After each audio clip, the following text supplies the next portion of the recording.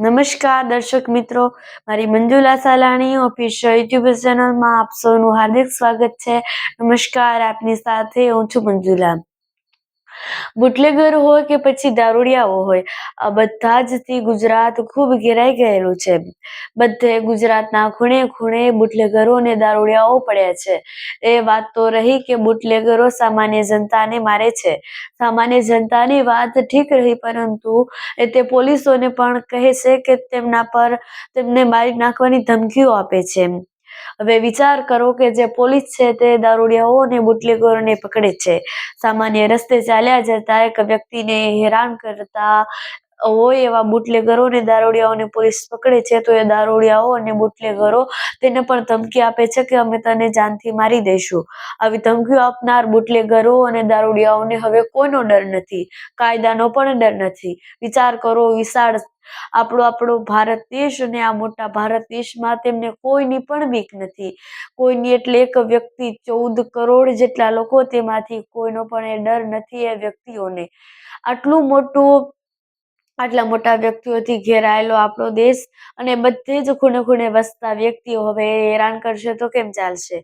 અત્યારે પણ એવો જ વિડીયો આવ્યો, એક દ્રશ્ય એવું હતું કે જેમાં અત્યારની હાલની ઘટના છે કે એક પોલીસ હતા દાહોદના.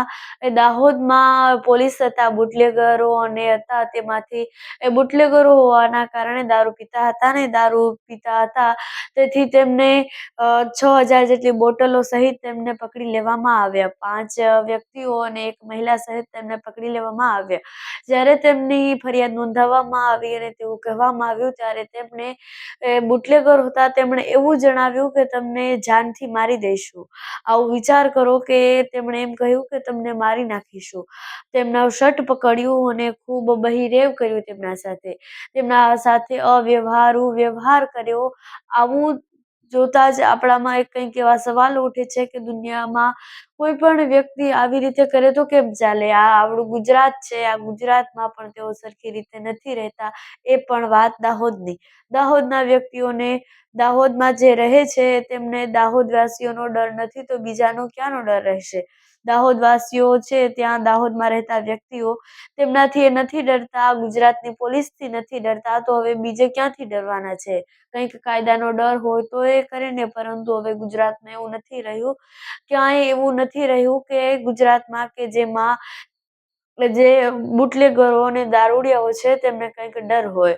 પોલીસ કડકમાં કડક સજા કરે છે, છતાં પણ તેઓ દારૂ પીએ છે અને ખૂબ અવ્યવહારુ ધંધા કરે છે. તો તમારું આ બાબત પર શું કહેવું છે? કમેન્ટ્સ પર જરૂરથી જણાવજો. સાથે જ મારી મંજુલા સાલાણી ઓફિશિયલ યુટ્યુબ ચેનલને સબસ્ક્રાઇબ કરવાનું ભૂલશો નહીં. નમસ્કાર.